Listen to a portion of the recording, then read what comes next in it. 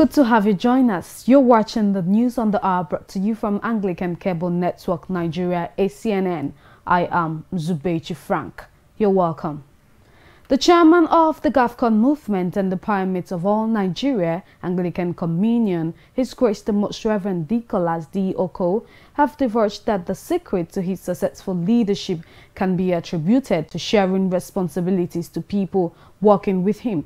He explained that he tries not to put everything on himself, but rather disperse his duties to responsible and trustworthy people.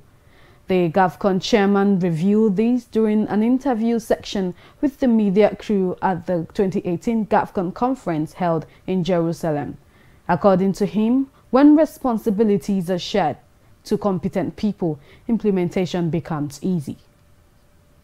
It's a privilege to work for God, and for me, it's a great joy to have the privilege to serve God. How I have been coping with it is that I remember always to share responsibilities. We share the responsibilities.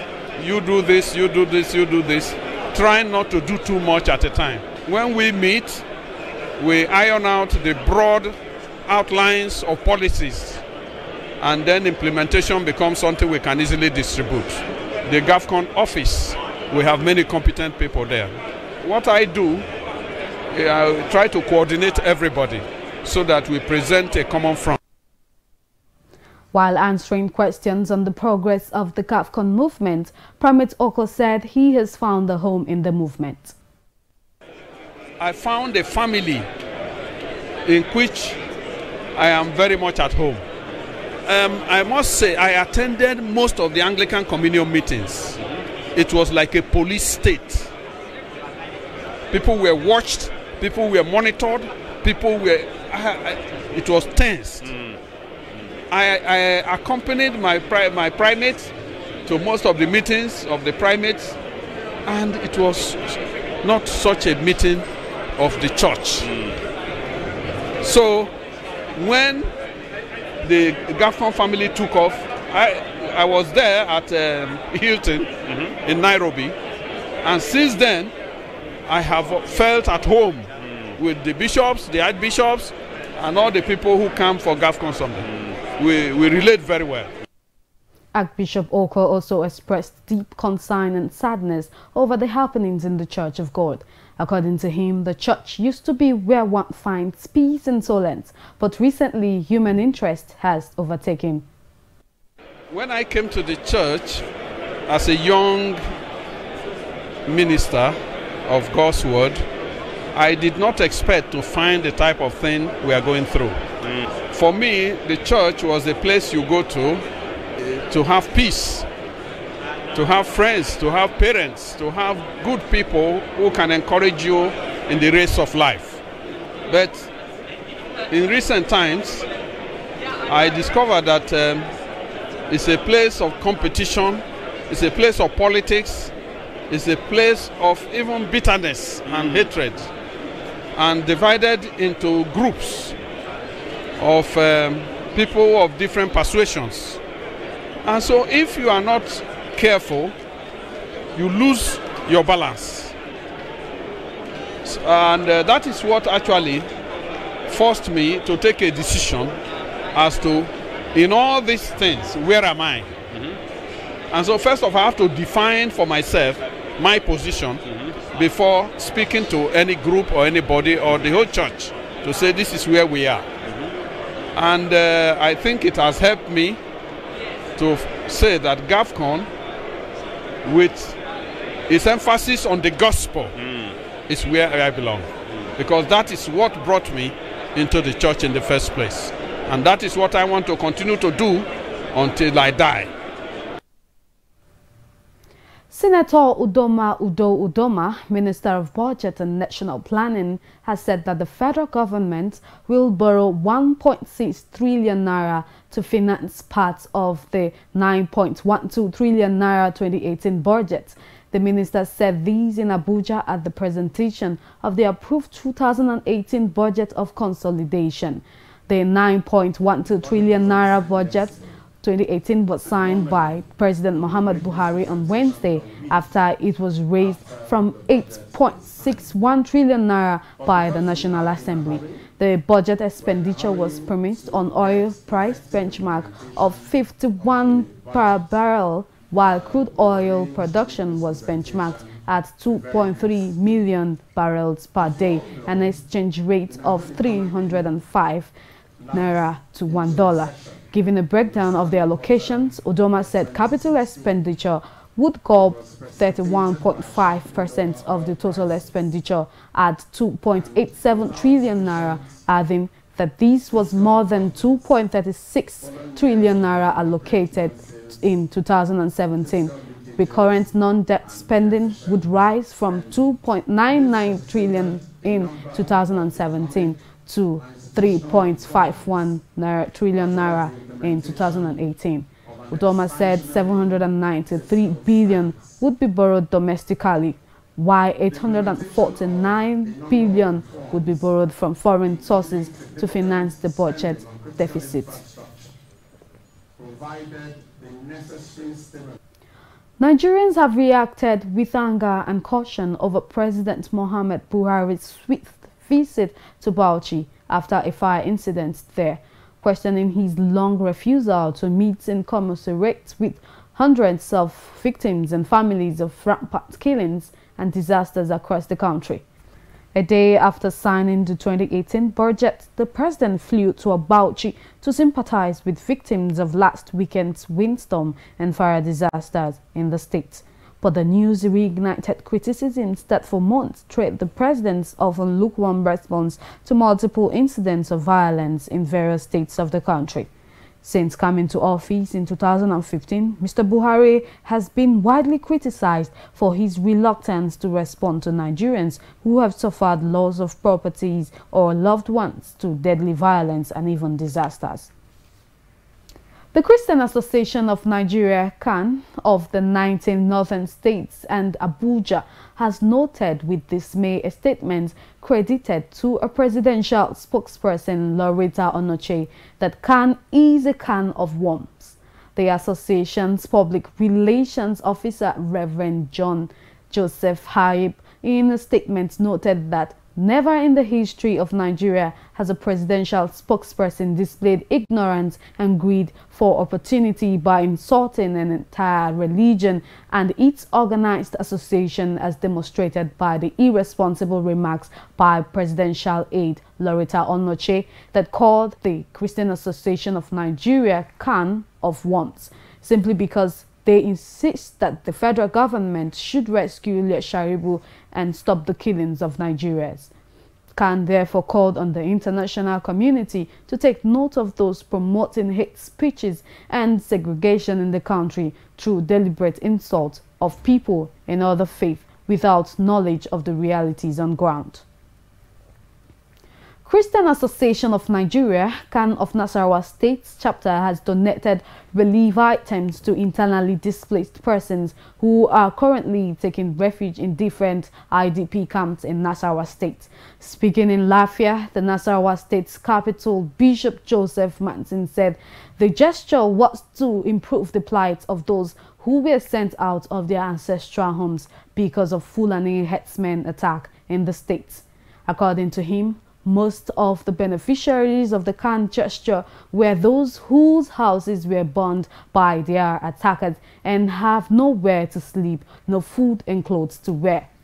Joseph Martin, who appreciated the governor of Nasarawa State for visiting some communities with relief items, called on state government to ensure the return of people who had been displaced in their homes. The People's Democratic Party, PDP, has warned the federal government on the need to exercise caution over its plan to establish cattle ranches in some parts of the country. The party urged the presidency to hold enough consultations so as not to escalate the same problems it claims to be solving. According to the party, the situation had already generated disagreements and among major stakeholders groups and states across the country, particularly relating the issue of funding and land ownership. The National Publicity Secretary of the party, Mr.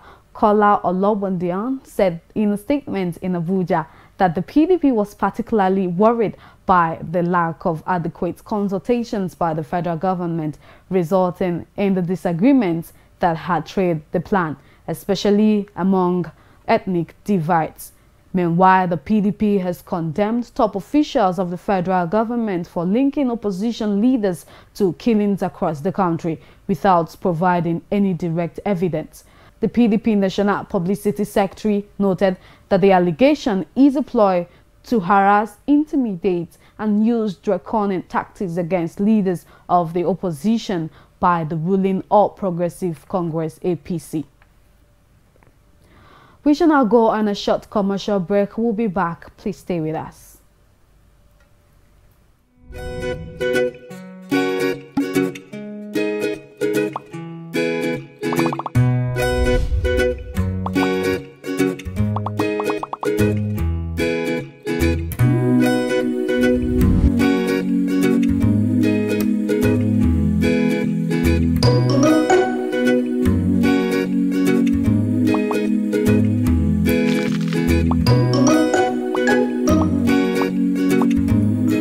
For me, living to please God is simply living according to the word of God. Pleasing God entails you staying with your wife in understanding according to the scripture, not in beating her.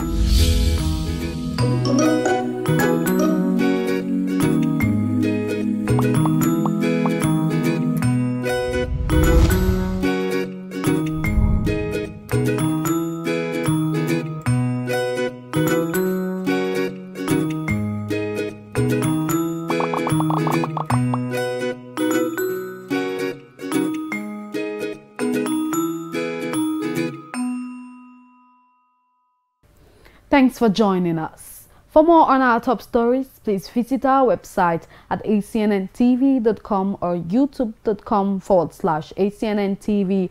To be up to date with our news and other programs, please download the ACNN app for Android from Google Play Store. And now to foreign news. The founding bishop of the missionary Anglican Diocese of Tarime in Church of Tanzania, the Right Reverend Dr. Mbita Akire, has said the poor condition of living in Africa is the reason why prosperity gospel is flourishing in Africa. He said that fake men of God exploit the poor, making them believe that they are giving to God, whereas the money goes to individuals. He made this known at the Global Anglican Future Conference holding in Jerusalem, Israel. According to him, prosperity gospel seems to offer false hope to the challenges of poverty, disease, poor healthcare, among others, and that this anomaly destroys the place of Christ in blessing people and thereby destroying homes. In Africa now, with the challenges of poverty, challenges of disease, challenges of poor health care, prosperity gospel seem to be offering solutions which actually are not there, because people are focusing now on divine healing, which is mostly actually being faked, because the personality cards that are involved are promising more than what actually they offer. So in Africa, when people are looking for security, people are looking for ways of getting out of poverty, and they think that if you give to the preacher, to the leader of the church, which is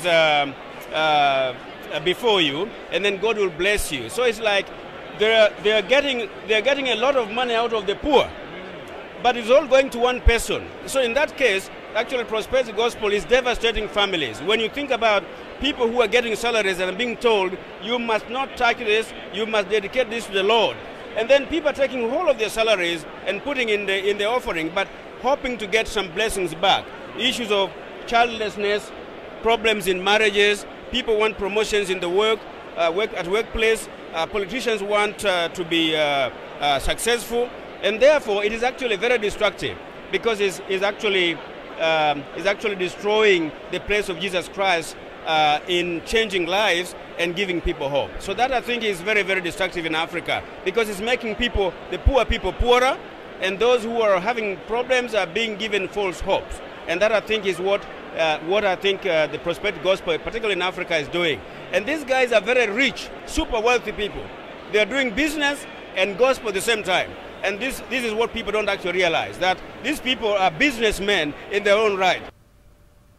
United States President Donald Trump has said that he was directing federal agencies to begin reuniting children and parents who had been separated at the U.S. to Mexico border after entering the country illegally. A first step to implementing his executive order, reversing a policy that had drawn global condemnation. Trump said at a cabinet meeting that he had directed the Departments of Justice, Homeland Security and Health and Human Services to work together to keep illegal immigrant families together during the immigration process and to reunite these previously separated groups. We have to house these minors, and we have to house them safely. And frankly, we have to house them, and we should be taking good care of them, and then we should return them back home. That's what we have to do. But every time we ask for resources, the Democrats say no. They say no to everything. They're obstructionists because they think that's good politically. I think it's bad politically. For them, I think it's bad politically. We'll see. In addition, Democrat and court-ordered loopholes prevent family detention and lead to family separation, no matter how you cut it. I signed a very good executive order yesterday, but that's only limited. No matter how you cut it, it leads to separation ultimately. I'm directing HHS, DHS, and DOJ to work together to keep illegal immigrant families together during the immigration process and to reunite these previously separated groups. Facing international outcry over the separation policy, Trump signed an executive order to stop the separations and keep families together during immigration proceedings. The order still faces possible legal challenges, and administration lawyers were expected to file a request to modify a 1997 court settlement that limits the government's detention of minors to 20 days. Melania Trump surprised the world by visiting child migrants on the U.S.-Mexico border, but it was her choice of clothing for the trip that stunned the internet. A jacket emblazoned with the words, "I really don't care, do you?" The images of Melania Trump sporting the olive green khaki jacket as she boarded a flight to Texas, which immediately went viral, surfaced as the White House struggles to calm international anger over the practice of splitting migrant children from their parents. Melania Trump's unannounced trip to a youth shelter for migrants and the Border Patrol Processing Center came one day after President Donald Trump made a sudden decision to end the practice of splitting immigrant families that has left more than 2,300 minors separated from their parents or guardians.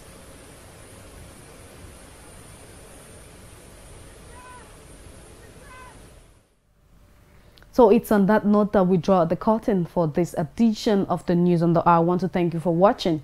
I am Zubechi Frank.